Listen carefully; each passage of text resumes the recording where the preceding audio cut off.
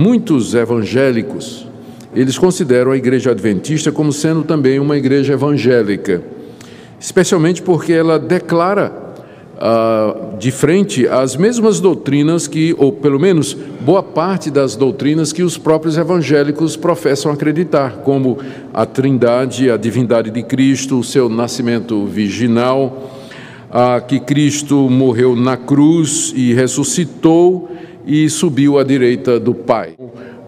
A Igreja Adventista, ela afirma estas coisas. E também se percebe que os adventistas vêm trabalhando em prol de minimizar a imagem negativa que, às vezes, eles têm no meio evangélico. Programas como Está Escrito, Voz da Profecia, ou grupos musicais como Prisma, Arautos do Rei, fazem muito sucesso entre os evangélicos.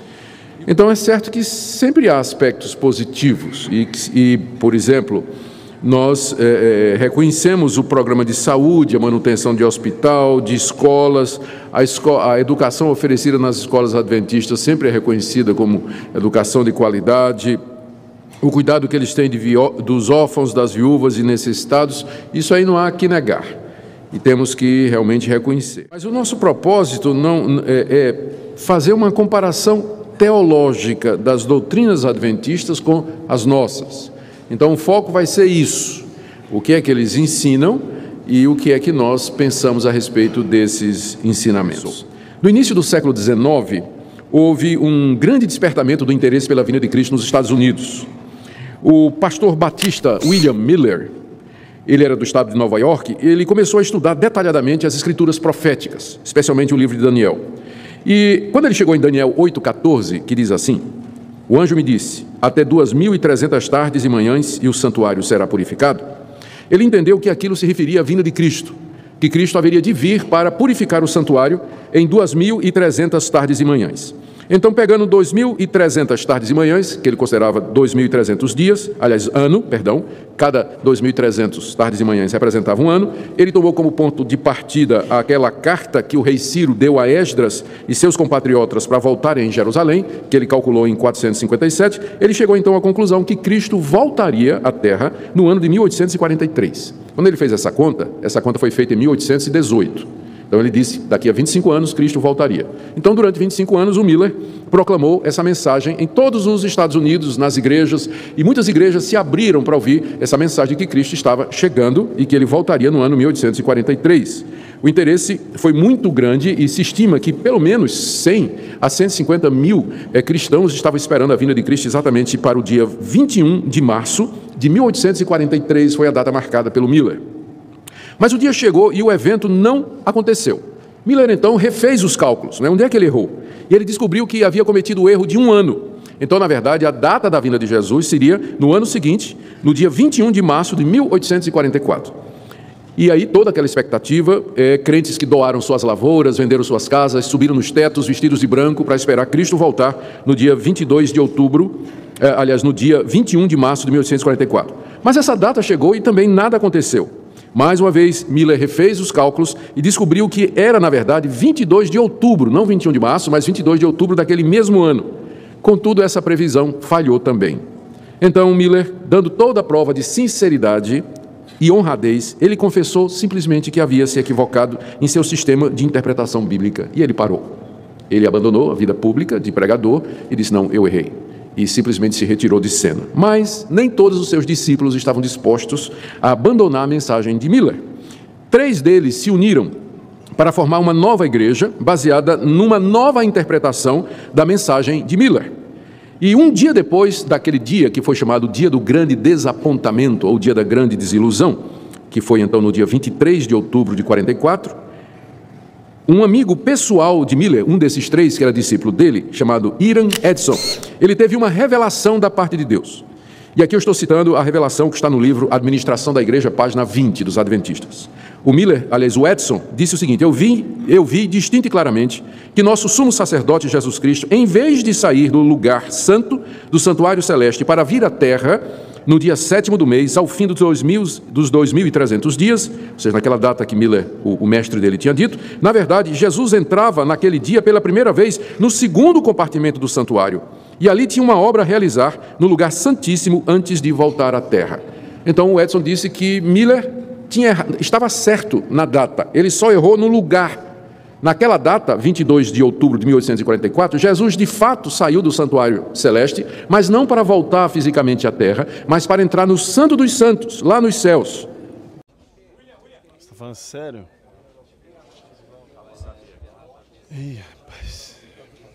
E lá ele ia terminar a obra de purificação pelos nossos pecados. E aí Edson partilhou com outros membros do seu grupo essa visão, e 2 grupos se formaram a partir dessa nova revelação. Um grupo dirigido por Joseph Bates e outro dirigido por uma moça chamada Ellen, que mais tarde seria Ellen White, e que dava muita ênfase aos dons do Espírito, particularmente profecia. Nós vamos nos concentrar aqui no grupo que seguiu Ellen White, que é o grupo que deu origem à Igreja Adventista do Sétimo Dia, como nós temos hoje. Vou começar falando das revelações de Ellen White, então. Ellen White, depois desse tempo, exatamente como Iran Edson, que disse que teve uma revelação onde ele viu Cristo entrando no santuário celeste em 1844, ela também passou a reivindicar revelações da parte de Deus, visões, anjos em que Deus falava com ela. E essas revelações foram publicadas na forma de livros e outros escritos que foram aceitos pelos seguidores de Ellen White e que contribuíram para a formação da doutrina dos adventistas e para a expansão da igreja. Ela e seu marido disseminaram amplamente os seus ensinos proféticos e doutrinários através de revistas e livros. E embora a Igreja Adventista afirme que a Bíblia é a sua autoridade doutrinária, se ela for seguir os seus documentos oficiais, ainda crê que Deus inspirou Ellen White em sua interpretação das Escrituras e em seus conselhos, conforme nós encontramos nos livros. A obra-prima de Ellen White, que eu tive eu tive a oportunidade de ler toda, que é o Grande Conflito. Eu não sei quantos aqui já leram o Grande Conflito, eu li o livro todo. Esse livro já foi editado em mais de 30 línguas, com uma vendagem superior a 2 milhões de exemplares no mundo todo. Ela tem outras obras consideradas também inspiradas e que são importantes na formação do pensamento adventista, como A Vida de Jesus, Patriarcas e Profetas, Veredas de Cristo, O Desejado de Todas as Nações, etc. Os adventistas do Sétimo Dia já usaram, através dos tempos, os seguintes títulos: Igreja Cristã Adventista, 1855, Adventistas do Sétimo Dia, 1860, União da Vida e Advento, 1864, Igreja de Deus Adventista, 1866, Igreja de Deus e Jesus Cristo Adventista, 1921 e, finalmente, Igreja Adventista do Sétimo Dia, que vem da década de 50. Existem outros grupos, temos que lembrar disso, da mesma forma como dentro, por exemplo, dos presbiterianos, você tem linhas como Igreja Presbiteriana Independente, Igreja Presbiteriana Unida, Igreja Presbiteriana Conservadora, Igreja Presbiteriana Fundamentalista, Igreja Presbiteriana Carismática, Reformada, não, esqueço o nome, Renovada. Reformados somos nós, né? Então, também dentro do movimento adventista tem linhas diferentes e precisamos, portanto, não generalizar. O que nós vamos falar aqui é da linha principal e mais antiga, chamada histórica, que se reporta aos ensinos de White, que é a Igreja Adventista do Sétimo Dia. Outras linhas dentro do Adventismo são Igreja Adventista da Promessa, Igreja Adventista do Pacto, etc. E outras linhas, deve ter Igreja Adventista Renovada e por aí vai. Feitos estes esclarecimentos, vamos então para algumas das doutrinas mais polêmicas da Igreja Adventista do Sétimo Dia. A primeira que eu queria destacar é o exclusivismo dessa igreja. Algumas declarações dos próprios adventistas a respeito deles como sendo a única igreja verdadeira e o remanescente fiel de Jesus Cristo aqui nesse mundo. A Revista Adventista de março de 2001, na página 10, diz o seguinte: sim, eu creio no futuro brilhante do movimento adventista, porque não somos uma simples igreja entre as demais, somos o remanescente de Deus nesse tempo do fim. Então, a igreja adventista se vê como o remanescente final de Deus. É a única igreja verdadeira, aquela que é a igreja correta que Deus deixou nesse mundo.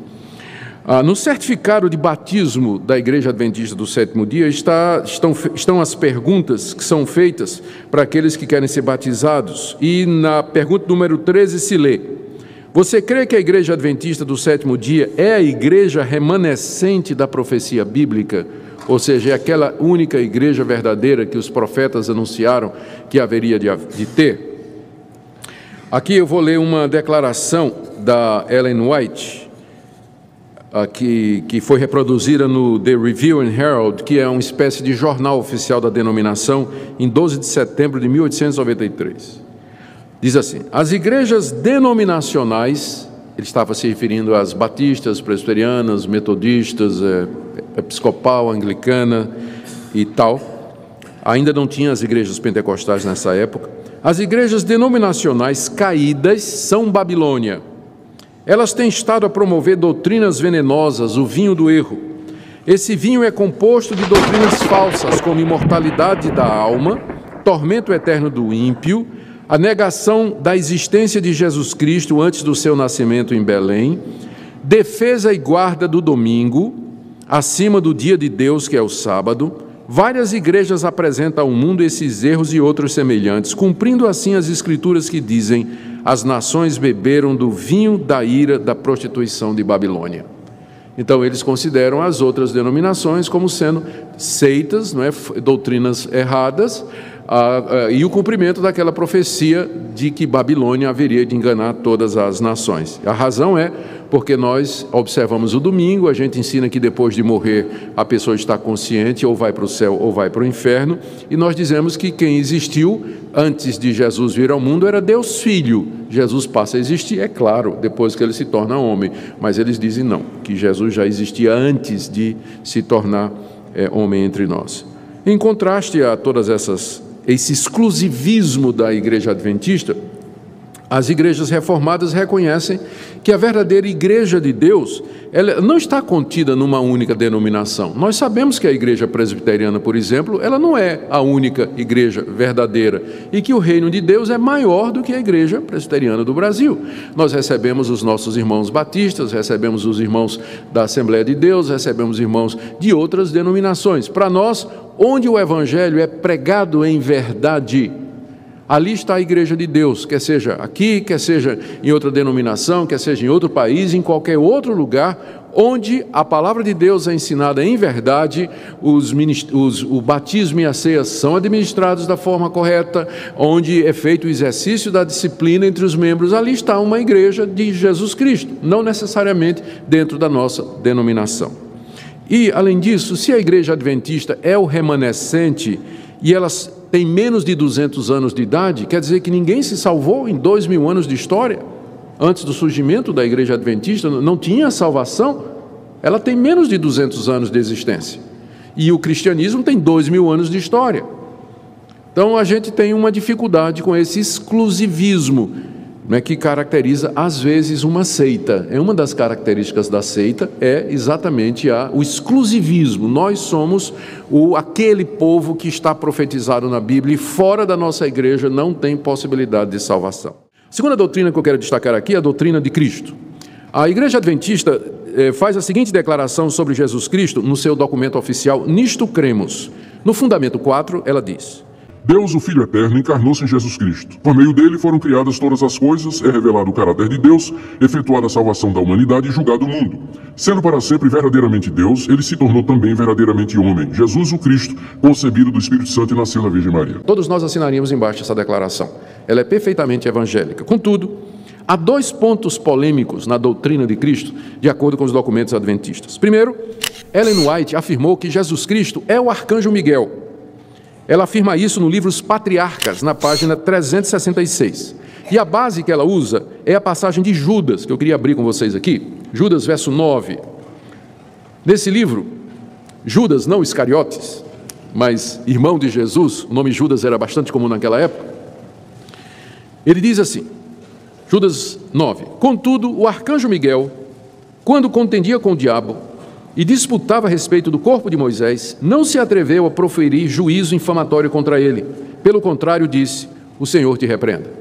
Então, Judas aqui está reproduzindo uma passagem antiga, não está no Antigo Testamento, mas foi preservada na literatura apócrifa. Judas traz essa passagem para o seu livro, canoniza essa passagem, e aqui ele narra um debate que teve, um confronto que teve do arcanjo Miguel com Satanás, disputando pelo corpo de Moisés. Moisés morreu no alto do monte, vendo a terra prometida.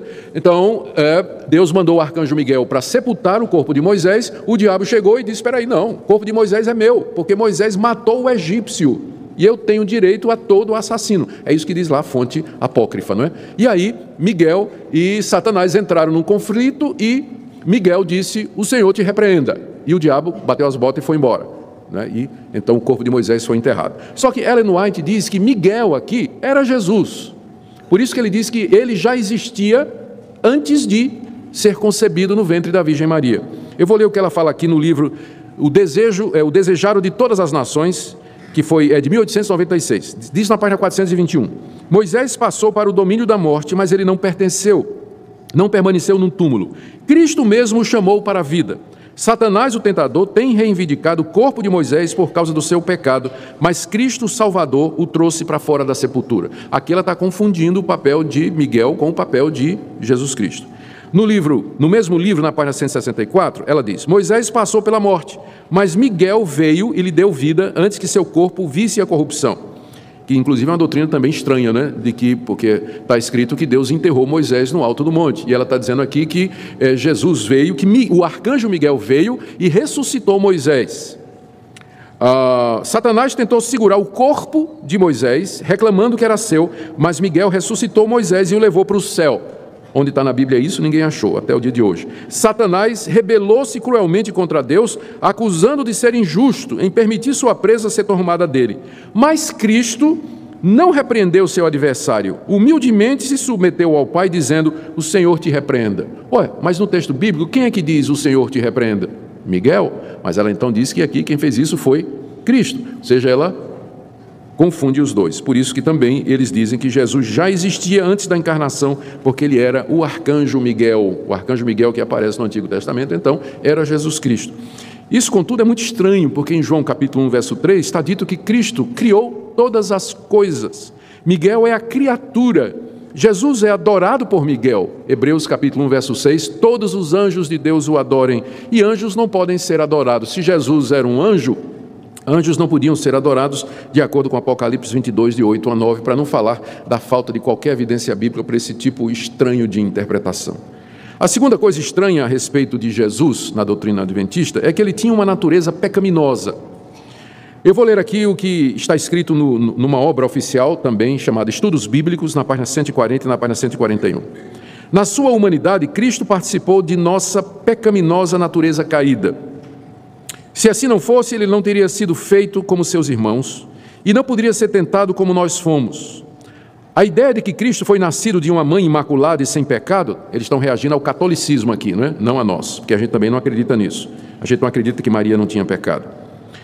Essa ideia de que não herdou tendências para o pecado e por isso não pecou, remove Jesus do mundo caído e do próprio lugar onde a ajuda é necessária. Em seu lado humano, Cristo herdou exatamente o que todo filho de Adão herda, uma natureza pecaminosa caída.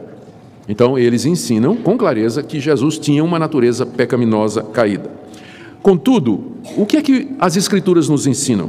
Esse Jesus não é o Jesus da Bíblia, pois Lucas 1,35, ele é o ente santo que haveria de nascer.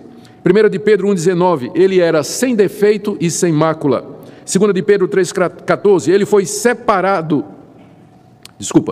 Ele é sem defeito e sem mácula, Pedro 1,19, sem mácula irrepreensível, 2 de Pedro 3,14, separado dos pecadores, Hebreus 7,26, não conheceu o pecado, 2 aos Coríntios 5,21, e mais forte ainda, 1 de João 3,5, nele não existe pecado, e ainda Hebreus 4,15, ele foi tentado em todas as coisas à nossa semelhança, mas sem pecado, e em Romanos capítulo 8, verso 3, Paulo diz que ele veio em semelhança da carne do pecado, ou seja, ele veio na forma humana pecadora. Não quer dizer que ele era pecador, mas que ele assumiu a forma do homem que é pecador. Esse é o verdadeiro testemunho das Escrituras a respeito de Jesus. Ele era humano como nós éramos, mas sem pecado. O Adventismo diz que ele tinha uma natureza pecaminosa caída. Vamos para o terceiro ponto aqui, que é polêmico também. É a questão da fonte de autoridade. De onde os adventistas tiram as suas interpretações e ideias? O autor adventista Arnaldo Cristianini, no seu livro Sutilezas do Erro, página 30, afirma o seguinte sobre Ellen White: o espírito de profecia é o que, segundo as Escrituras, junto com a guarda dos mandamentos de Deus, caracteriza a igreja remanescente. O dom da profecia consiste em dar ao povo de Deus mensagens diretas e específicas. Os testemunhos orais ou escritos da senhora Ellen White preenchem perfeitamente esse requisito no fundo e na forma. Tudo quanto ela disse e escreveu foi puro, elevado, cientificamente correto e profeticamente exato. Então, de acordo com esse autor adventista, o que caracteriza a verdadeira igreja é que ela tem o dom de profecia.